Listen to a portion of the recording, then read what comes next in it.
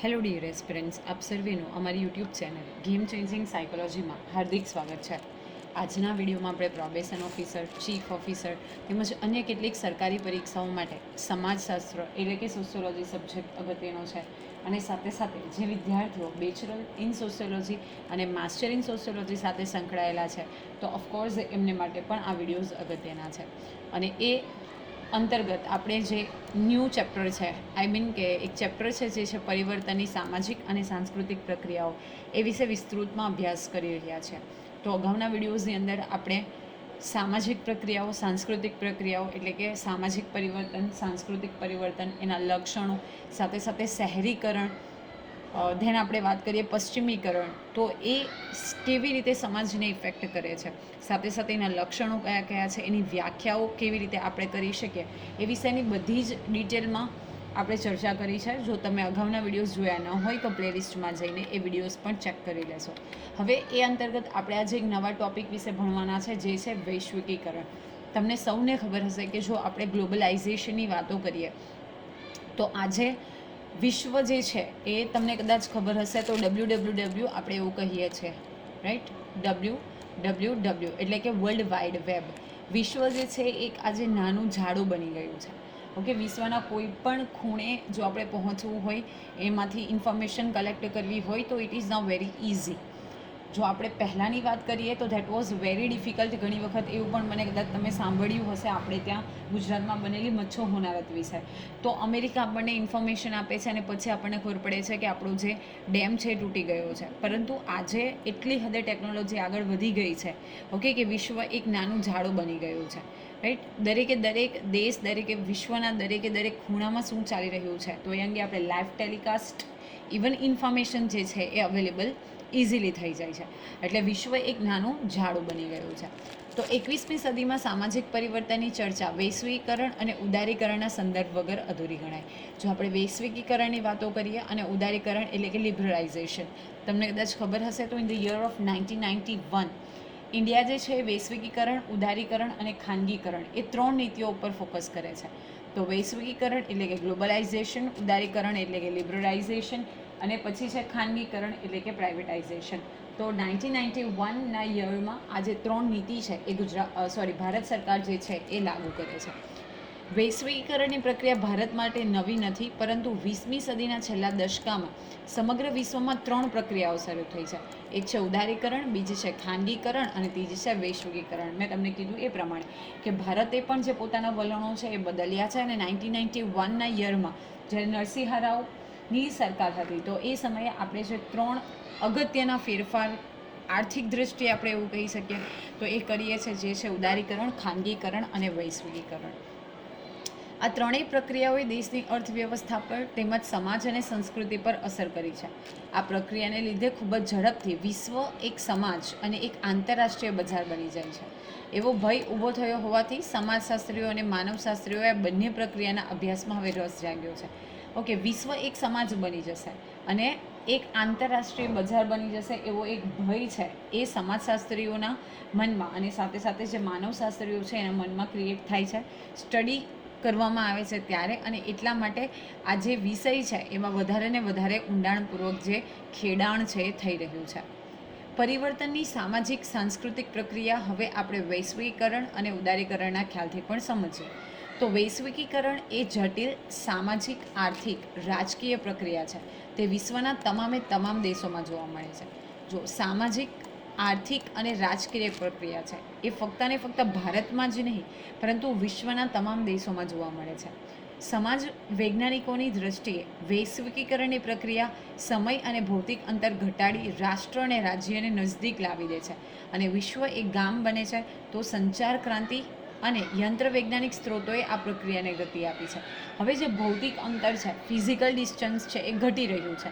તમે જોઈ શકો કે પહેલાંના સમયમાં તો પગપાળા યાત્રા કરવામાં આવતી હતી. પછી જે એનિમલ્સ છે તો એનો યુઝ કરવામાં આવતો હતો. આઈ મીન જે કાર્ટ્સ છે, એનિમલ્સ દ્વારા પુલિંગ થતા કાર્ટ, એ અસ્તિત્વમાં આવે છે. ધીરે ધીરે કરીને વાહનોની શોધ થાય છે અને આજે તમે જોઈ શકો છો કે જેટ પ્લેન્સ છે, ઓકે, બુલેટ ટ્રેન્સ છે. તો જે અંતર છે એ ખૂબ હવે ઘટ્યું છે.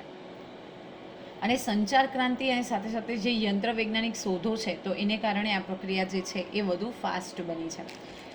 હવે આપણે જોઈએ વૈશ્વિકીકરણની કેટલીક અર્થ અને વ્યાખ્યા. તો વૈશ્વિકીકરણનો સીધો અર્થ થાય છે કે સમગ્ર જગતના દેશો વૈશ્વિક સ્તરે વિચારણા કરે. એટલે કોઈ પણ દેશ પોતાના રાજકારણ, અર્થકારણ, સમાજ કે સંસ્કૃતિ વિશે અલગ રીતે ન વિચારતા સમગ્ર જગતના સંદર્ભમાં વિચારે. તમને ખબર હશે તો આપણે ભારતના પરિપ્રેક્ષ્યની વાત કરીએ તો આપણો ભારત દેશ પહેલેથી જ વસુધૈવ કુટુંબકમ એટલે કે વિશ્વ એક કુટુંબ છે એ વસ્તુમાં બિલીફ કરે છે. રાઈટ. તો દરેક જે દેશ છે પોતાના જ રાજકારણ, અર્થતંત્ર, સમાજ અને સંસ્કૃતિ વિશે ન વિચારતા વિશ્વના સંદર્ભમાં એટલે કે પૂરા જગતના સંદર્ભમાં જો વિચાર કરે તો એ અગત્યનું છે. સામાજિક દૃષ્ટિકોણથી જોઈએ તો ઇતિહાસમાં પહેલીવાર એવી ઘટના બની છે કે સ્થાનિક અને વૈશ્વિક સમાજના લોકો એક તાંતણે બંધાઈ ગયા છે. આ માટે વિવિધ પ્રક્રિયાઓ દુનિયાભરના લોકોના સામાજિક સંબંધો પર ઘણી મોટી અસર નિપજાવે છે અને તેમને નજીક લાવે છે, જેને સમાજશાસ્ત્રીઓ વૈશ્વિકીકરણ તરીકે જુએ છે. જે કોઈ પ્રક્રિયા છે તો વિશ્વમાં એટલે કે દુનિયાના સામાજિક સંબંધો પર ઘણી બધી અસરો નિપજાવે છે, લોકોને એકબીજાથી નજીક લાવે છે. તમે જોઈ શકો કે આજે જે કનેક્ટિવિટી છે એ ઇઝીલી અવેલેબલ છે. અહીંયાથી તમે યુએસએ સાથે કનેક્ટેડ થવા માંગો ધેન ઓલ્સો યુ કેન. તો જે વિશ્વના લોકો છે, સંસ્કૃતિ છે, એકબીજાને નજીક લાવે છે. તો એને બેઝિકલી જે સમાજશાસ્ત્રીઓ છે, સોશિયોલોજિસ્ટ છે, એ વૈશ્વિકીકરણ તરીકે જુએ છે. હવે આપણે વૈશ્વિકીકરણની થોડી વ્યાખ્યાઓ વિશે ચર્ચા કરીએ તો સૌપ્રથમ ગિડેન્સ નામના જે સમાજશાસ્ત્રી છે એમણે વ્યાખ્યા આપી છે કે વિભિન્ન લોકો અને દુનિયાના વિભિન્ન ક્ષેત્રોની વચ્ચે વધતી જતી પારસ્પરિકતા જ વૈશ્વિકીકરણ છે. આ પારસ્પરિકતા સામાજિક અને આર્થિક સંબંધોમાં થાય છે. આમાં સમય અને સ્થાન મળી જાય છે. તો જુઓ, વિભિન્ન લોકો, અલગ અલગ લોકો અને દુનિયાના જે વિભિન્ન ક્ષેત્રો છે એટલે કે દુનિયાના અલગ અલગ ક્ષેત્રો છે એની વચ્ચે જ્યારે એક પ્રકારનું કનેક્ટિવિટી, પારસ્પરિકતા વધે છે તો એને કારણે એનો જે અસર છે એ સામાજિક સંબંધો ઉપર પણ થાય છે અને આર્થિક સંબંધો ઉપર પણ થાય છે. તો એને કારણે સમય અને સ્થાન પણ આપણને મળી રહે છે. ઓકે, કનેક્ટિવિટી વધે છે તો એને વૈશ્વિકીકરણની પ્રક્રિયા તરીકે ઓળખાવે છે. નેક્સ્ટ વ્યાખ્યા આપવામાં આવી છે યોગેન્દ્ર સિંઘ દ્વારા. તો ભારતીય સમાજમાં 1990ના દાયકા પછી ક્રાંતિકારી પરિવર્તન આવ્યું છે. વૈશ્વિકીકરણને કારણે સામાજિક સ્તરીકરણનું સ્વરૂપ બદલાયું છે. સાથે સાથે સામાજિક પરિવર્તનની ગતિમાં પણ બદલાવ આવ્યો છે. ઉપરાંત વસ્તી વિષયક પરિવર્તન અને નગરીકરણ તથા ઔદ્યોગિકરણની પ્રક્રિયા તીવ્ર બની છે. હવે જ્યારે આપણે વૈશ્વિકીકરણની વાત કરીએ તો સમાજનું સ્તર તો બદલાયું છે, સાથે સાથે જે સમાજની પરિવર્તનની ગતિ છે તો પહેલાં ધીમી ગતિએ પરિવર્તન થતું હતું. હવે તમે જોઈ શકો છો કે જે ચેન્જીસ છે that are very rapid. Okay, ખૂબ જ ઝડપથી ચેન્જીસ થાય છે. તો એને કારણે નગરીકરણ એટલે કે જે અર્બનાઇઝેશન છે, શહેરીકરણ છે, ઔદ્યોગિકરણ એટલે કે ઇન્ડસ્ટ્રીયલાઇઝેશન, તો એની પ્રક્રિયા પણ તીવ્ર બની છે. એક સીધી વસ્તુ છે કે જ્યારે તમે વર્લ્ડના ફ્રેઝ ઉપર કનેક્ટ થયા છો અને તમારે વર્લ્ડના માર્કેટમાં જો રહેવું છે, રાઈટ, અથવા તો તમે કોમ્પિટિટર તરીકે છો તો જે કોઈ ચેન્જીસ આવે છે તો એને તમારે ખૂબ ફાસ્ટ બનાવવા પડશે. હું વારંવાર મારા વિડીયોઝમાં કહેતી હોઉં છું કે તમને ખબર હશે કે નોકિયાનો જે કીપેડ ફોન હતો at that time it was very famous. Okay, mostly લોકો હતા જે યુઝ કરતા હતા, પરંતુ સમય જતાં એ અપડેશન નથી લાવતી કંપની અને એને કારણે તમે જોઈ શકો છો કે આજે નોકિયાના જે ફોન્સ છે એ ઘણા લિમિટેડ છે. રાઈટ. તો સમયની સાથે તમારે પરિવર્તન લાવવું જરૂરી છે અને એને કારણે જે વસ્તી વિષયક પરિવર્તન છે કે નગરીકરણ છે એટલે કે અર્બનાઇઝેશનની આપણે વાત કરીએ કે ઇન્ડસ્ટ્રીયલાઇઝેશનની વાત કરીએ તો એમાં પણ પ્રક્રિયા તીવ્ર બને છે. હવે ઇન્ડસ્ટ્રીયલાઇઝેશનની આપણે વાત કરીએ તો તમને સૌને ખબર હશે કે જેમ જેમ ટેકનોલોજીનું ડેવલપમેન્ટ થતું જાય તો એની સાથે આપણા જે સાધનો છે એને પણ અપડેટ કરવા પડે. રાઈટ. ટેકનોલોજીસ આવતા તમને ખબર છે કે હવે ઓલમોસ્ટ ઘણી બધી જગ્યાઓ ઉપર વસ્તુ જે છે એ રોબોટિક મેથડથી કરવામાં આવે છે. તો એને કારણે જે પ્રક્રિયા છે એ ખૂબ જ તીવ્ર બની છે. માલ્કમ વોટર્સ દ્વારા એક ડેફિનેશન આપવામાં આવી છે કે વૈશ્વિકીકરણ એક પ્રક્રિયા છે જેમાં સામાજિક સાંસ્કૃતિક વ્યવસ્થા પર જે ભૌગોલિક દબાણ હોય છે તે પાછળ હટી જાય છે અને લોકો પણ સમજે છે કે ભૌગોલિક સીમાઓ અર્થ વગરની કે બે મતલબ હોય છે. ઓકે, જે ભૌગોલિક સીમાઓ છે અર્થ વગરની છે. તમે જોઈ શકો છો ઘણા બધા જે કન્ટ્રીઝ હોય એની વચ્ચે બાઉન્ડ્રીને લઈને ઘણા બધા કોન્ફ્લિક્ટ્સ જે છે એ ચાલતા હોય છે. રાઈટ. તો ઇન ધેટ કેસ લોકો સમજે છે કે વોટ ઇઝ વૈશ્વિકીકરણ, વોટ ઇઝ ગ્લોબલાઇઝેશન. તો એમાં જે બે મતલબના લડાઈ ઝઘડા કરવું એ કોઈ માન્ય રાખતું નથી. હવે આપણે વાત કરીએ કેટલીક વૈશ્વિકીકરણની લાક્ષણિકતાઓ વિશે. તો વૈશ્વિકીકરણની પ્રક્રિયા એ જટિલ પ્રક્રિયા છે. આ પ્રક્રિયા અંતર્ગત આધુનિકીકરણ, ઔદ્યોગિકીકરણ અને મૂડીવાદનો પણ સમાવેશ થાય છે. ઓકે, જે મોડર્નાઇઝેશન છે એ, અર્બનાઇઝેશન છે એ, અને સાથે સાથે જે કેપિટલાઇઝેશન છે, ઓકે, મૂડીવાદી કોન્સેપ્ટની આપણે વાત કરીએ તો એ બધાનો સમાવેશ થાય છે. સંચાર ક્રાંતિ એ તેના પ્રસારણમાં સહાય કરી છે, એટલે કે જે કંઈ આપણા મીડિયાઝ છે, અપાર્ટ ફ્રોમ દેટ જે કમ્યુનિકેશન સોર્સિસ છે, તો એને કારણે એનું જે સ્પ્રેડિંગમાં એને હેલ્પફુલ થયા છે. વૈશ્વિકરણ કેટલીક લાક્ષણિકતાઓ ધરાવે છે, તો એની વાત કરીએ તો સૌપ્રથમ એ જટિલ પ્રક્રિયા છે, એટલે કે કોમ્પ્લેક્સ પ્રોસેસ છે. તો વૈશ્વિકરણ એ જટિલ પ્રક્રિયા એટલા માટે છે કે તેની સાથે ઉદારીકરણ અને ખાનગીકરણ ગાઢ રીતે સંકળાયેલ છે. તેથી પરસ્પર અસરો થતી હોવાથી તે જટિલ અને અઘરું બને છે. બીજું, વૈશ્વિકરણ અને પરિણામ બંને રીતે અસર કરે છે. આમ એ ખૂબ જટિલ પ્રક્રિયા છે એમ કહી શકાય. તો વૈશ્વિકરણ ઉપર ઉદારીકરણ એટલે કે જે લિબરલાઇઝેશન છે એ, અને સાથે સાથે ખાનગીકરણ એટલે કે બેઝિકલી જે આપણે વાત કરીએ કે કોઈ પણ વસ્તુમાં જ્યારે પ્રાઇવેટાઇઝેશન કરવામાં આવે તો એને કારણે ખૂબ જ જટિલ અને કોમ્પ્લિકેટેડ બનતું જાય છે. અને એટલા માટે એવું કહી શકાય કે એને કયા કયા કારણોને લીધે આ વસ્તુ બને છે, અને સાથે સાથે એના પરિણામ એટલે કે રિઝલ્ટ શું આવે છે. તો એ બધાને જ્યારે આપણે સમઅપ કરીએ, મિક્સ કરીએ, તો આ એક પ્રક્રિયા જે છે એ ખૂબ જટિલ એટલે કે કોમ્પ્લેક્સ પ્રોસેસ છે. નેક્સ્ટ છે બહુવિધ પાસા ધરાવતી પ્રક્રિયા છે. તો આમાં ઘણા બધા આયામો સંકળાયેલા છે. તો વૈશ્વિકરણ આર્થિક, રાજનૈતિક, સામાજિક, સાંસ્કૃતિક જેવા અનેક બહુવિધ પાસા ધરાવતી પ્રક્રિયા છે. જો કે સમાજશાસ્ત્રને વૈશ્વિકરણના માત્ર સામાજિક સાંસ્કૃતિક પાસા અને પરિણામોના અભ્યાસમાં જ રસ છે. હવે જો આપણે વાત કરીએ તો ઘણી બધા પાસા જે છે, ડાયમેન્શન્સ છે, આયામો છે, એમાં સાંકળી લેવામાં આવે છે. આર્થિક હોય, રાજનૈતિક હોય, સામાજિક હોય, સાંસ્કૃતિક. તમને ખબર હશે કે આજે આપણે કોઈ પણ પોલિટિકલ લેવલ ઉપર વાત કરીએ તો દરેક દેશ જે છે એના બીજા દેશો સાથેના રાજનૈતિક સંબંધો કેવા છે, તો એ અગત્યનું ફ્રેઝ છે. તો સાથે સાથે કયા દેશો આપણને આર્થિક રીતે મદદ કરે છે, કેવી રીતે સંસ્કૃતિ જે છે એ બીજા દેશોની સંસ્કૃતિ આપણી સંસ્કૃતિ ઉપર ઇફેક્ટ કરે છે. તો આ બધી જ વસ્તુનો ઇન્ક્લુડ કોનામાં કરવામાં આવે છે, તો આ વૈશ્વિકરણ એટલે કે ગ્લોબલાઇઝેશનમાં કરવામાં આવે છે. નેક્સ્ટ છે નવશોધ અને પ્રસરણ સૂચવતી પ્રક્રિયા છે. નવશોધ એટલે કે નવી શોધો.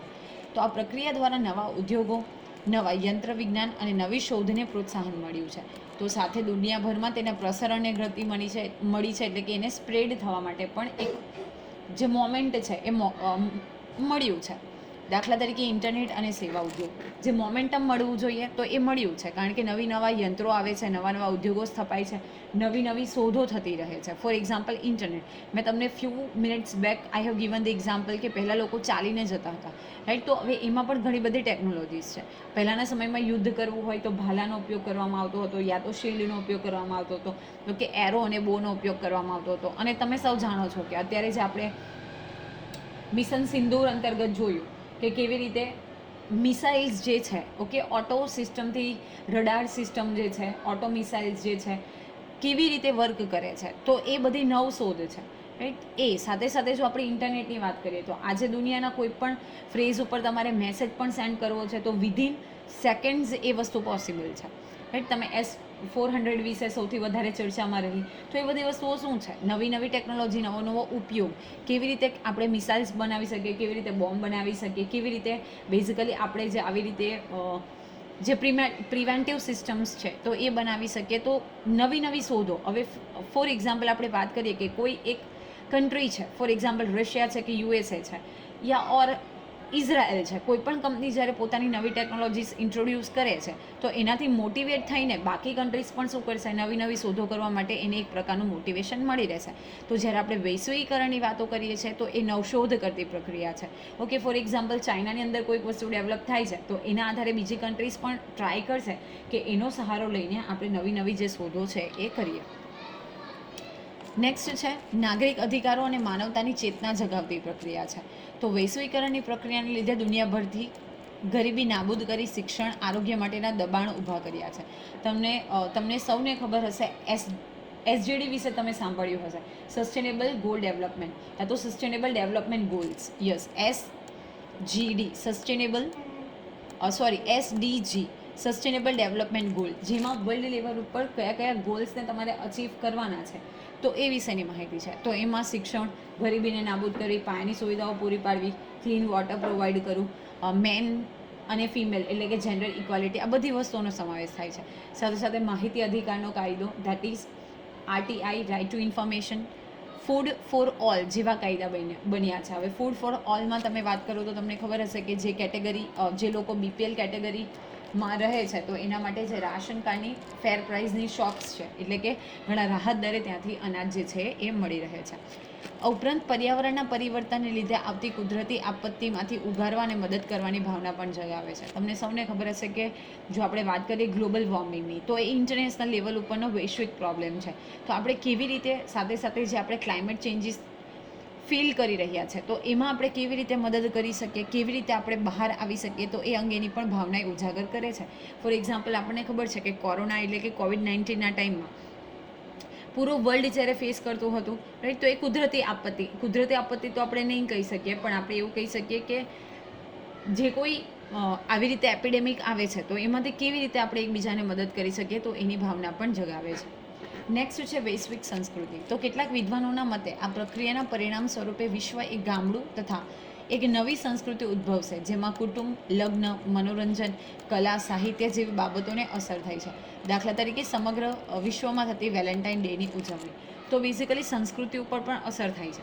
જ્યારે આપણે ભારતના કોન્સેપ્ટની વાત કરીએ, ભારતની સંસ્કૃતિની વાત કરીએ, તો આપણે એવા વેલેન્ટાઇન્સ ડે એવા કોઈ ડે ઉજવતા નહીં હતા. ઓકે, પણ હવે આપણે વૈશ્વિકીકરણ તરફ આગળ વધી રહ્યા છે, વિશ્વની સંસ્કૃતિને અપનાવી રહ્યા છે. તો આ બધા જે ડેઝ છે એ સેલિબ્રેશન જે છે એ બધી વસ્તુઓ આપણે નોટિસ કરી શકીએ છીએ. નેક્સ્ટ છે સંસ્કૃતિનું સમન્વયીકરણ, એટલે કે એક સંસ્કૃતિનો બીજી સંસ્કૃતિમાં સમન્વય થવું. તો વૈશ્વિકીકરણની પ્રક્રિયાના પરિણામે સંચાર વ્યવહાર, પર્યટન એટલે કે જે ટુરિઝમ છે એ, સ્થળાંતર, માઇગ્રેશન, સંદેશા વ્યવહાર વગેરે જેવી પ્રક્રિયા આજે એટલી ઝડપી બની ગઈ છે કે દુનિયાની સંસ્કૃતિઓ એકબીજાના સંપર્કમાં આવતા એકબીજા સાથે એકરૂપ બની જાય છે. દાખલા તરીકે ભાંગડા, પોપ અને ફ્યુઝન મ્યુઝિક એટલી હદે ડેવલપમેન્ટ થાય છે, એટલી હદે સ્પીડથી મોમેન્ટમ પકડે છે કે જે કોઈ સંસ્કૃતિ છે દુનિયાની એકબીજા સાથે એકદમ કનેક્ટ ખૂબ ઝડપથી થઈ જાય છે. ફોર એક્ઝામ્પલ, તમને ખબર હશે કે જો ટ્રેડિશનલ ભાંગડાની વાત કરીએ તો એમાં પોપ મ્યુઝિક પણ છે, ફ્યુઝન છે. ગરબાની વાત કરીએ તો પહેલાં ટ્રેડિશનલ ગરબા રમાતા હતા, હવે એમાં પણ તમે ફ્યુઝન્સ જોઈ શકો છો. ઓકે, ડીજેના તાલે ગરબા રમાય છે તો ડીજેનું મ્યુઝિક જોઈ શકો છો, ફ્યુઝન મ્યુઝિક જોઈ શકો છો. તો આ બધી વસ્તુ જે છે એ સંસ્કૃતિનું સમન્વયીકરણ સૂચવે છે. નેક્સ્ટ છે વિનિમયનું ચલણ. વિનિમય એટલે કે એકબીજા સાથે એક્સચેન્જ કરવું.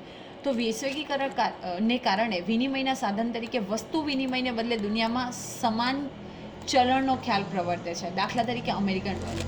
જો આપણે પહેલાંની વાત કરીએ તો આપણે ત્યાં બાર્ટર સિસ્ટમ હતી. ફોર એક્ઝામ્પલ, કે મને રાઈસની જરૂર છે અને સામેવાળી વ્યક્તિને વીટની જરૂર છે, તો અમે બંને વ્યક્તિઓ શું કરશું, એકબીજા સાથે બાર્ટર સિસ્ટમ દ્વારા એક્સચેન્જ કરશું. તો એ વસ્તુ વિનિમય છે. પછી ધીરે ધીરે ટેકનોલોજી વિનિમયનો ખ્યાલ આવે છે અને પછી આપણે જોઈએ કે સમાન ચલણ એટલે કે જે કરન્સી છે, ફોર એક્ઝામ્પલ અમેરિકન ડોલર, તો એ બધા કન્ટ્રીમાં અવેલેબલ છે. યસ, ઓફકોર્સ તમારે જે તે કન્ટ્રીને આધારે એને ચેન્જ કરાવવું પડે, બટ જે વિનિમયનું સાધન જે છે, ચલણ, એ હવે એકદમ ઇઝીલી અવેલેબલ બન્યું છે. અને સાથે સાથે આપણે એવું કહી શકીએ કે દુનિયામાં જે સમાન ચલણ છે તો એ પણ પ્રવર્તે છે. નેક્સ્ટ છે બજારોનો પ્રભુત્વ, એટલે કે જે માર્કેટ્સ છે તો એનું પણ વર્ચસ્વ, ડોમિનન્સ જે છે આપણે જોઈ શકીએ છીએ. તો આજે વ્યાપાર ધંધામાં બજારનું મહત્ત્વ ખૂબ વધી ગયું છે. આજે વૈશ્વિક સ્તરે અર્થવ્યવસ્થા એક જાળું બની ગયું છે, જેના પરિણામે વસ્તુઓના વપરાશની પદ્ધતિઓ સમગ્ર વિશ્વમાં લગભગ સમાન બની ગઈ છે. દાખલા તરીકે નૂડલ્સ અને પિઝા. જો આ જે નૂડલ્સ છે, પિઝા છે, એ બધી ઇન્ડિયન આઇટમ નથી, ઇન્ડિયન ફૂડ નથી, પરંતુ વ્યાપાર ધંધાની આપણે વાત કરીએ તો બજારનું મહત્ત્વ ખૂબ વધી ગયું છે. તમે જોઈ શકો કે આપણે બેઝિકલી ચાઇનીઝ ફૂડ છે, ઇટાલિયન ફૂડ છે, મેક્સિકન ફૂડ છે, એ બધા જ ફૂડ જે છે આપણે ત્યાં પણ ઇઝીલી અવેલેબલ થઈ ગયા છે. What is the reason behind it? Reason is only that કે બજારોનું પ્રભુત્વ જે છે એ ખૂબ વધ્યું છે અને અર્થવ્યવસ્થા જે છે એને પણ આ બધી વસ્તુઓ ઇફેક્ટ કરે છે. એને કારણે મેક્સિકન ફૂડ હોય કે ચાઇનીઝ ફૂડ હોય, ઓકે, અપાર્ટ ફ્રોમ દેટ ઘણી બધી પ્રકારના જે અહીંયા એક્ઝામ્પલ આપેલું છે નૂડલ્સ અને પિઝા, તો એ બધી વસ્તુઓ આપણે ત્યાં ઇઝીલી અવેલેબલ થઈ જાય છે. નેક્સ્ટ છે નવા સામાજિક આંદોલનો. તો યોગેન્દ્ર સિંહના મતે આજે ત્રીજા વિશ્વમાં અને ખાસ કરીને ભારતમાં વૈશ્વિકીકરણના પરિણામે જે પરિવર્તન આવ્યા છે તેને ઘણા નવા આંદોલનોએ જન્મ આપ્યો છે. દાખલા તરીકે સ્ત્રીઓના આંદોલન, માનવ અધિકાર અંગેના આંદોલન વગેરે. હવે સીધી વસ્તુ છે કે દુનિયાની સાથે તમે પગથી પગ મેળવીને ચાલો છો તો એમાં કોઈ પણ અન્યાય થયા છે, ઓકે, અથવા તો કોઈક વસ્તુ ખરાબ છે તો એને દૂર કરવા માટે જે આંદોલનો છે તો ઇઝીલી આંદોલનો છે એ થાય છે. ફોર એક્ઝામ્પલ, સ્ત્રીઓના આંદોલનો થયા, ઓકે, માનવ અધિકાર એટલે કે જે આપણે હ્યુમન રાઇટ્સ છે તો એ અંગેના પણ જે આંદોલનો છે એ થતા રહે છે. ટૂંકમાં ઇન શોર્ટ આપણે કહેવું હોય તો વૈશ્વિકરણની પ્રક્રિયા એ વૈશ્વિક સ્તરે રાષ્ટ્ર અને રાજ્યને નિકટ લાવી એટલે કે એકબીજાની નજીક લાવી આધુનિકીકરણ અને અનઆધુનિકીકરણને વેગ આપી સામાજિક, સાંસ્કૃતિક, આર્થિક અને રાજકીય સંબંધ જે છે એ બાંધ્યો છે. તો આપણે વૈશ્વિકરણની વાત કરીએ તો બેઝિકલી આધુનિકીકરણને કારણે જે સામાજિક, સાંસ્કૃતિક, આર્થિક અને રાજકીય સંબંધ છે એ સ્થપાયા છે. વિશ્વ એક નાનું ગામડું બન્યું છે, મેં તમને કીધું એમ વર્લ્ડ વાઇડ વેબ એક ઝાડા જેવું બન્યું છે અને કોઈ પણ દેશ સાથે કોઈ પણ રીતે એટલે કે વિશ્વના કોઈ પણ ખૂણે આપણે કોઈ પણ પ્રકારનું કમ્યુનિકેશન કરવું છે, ટ્રેડિંગ કરવું છે તો now it is easy just because of this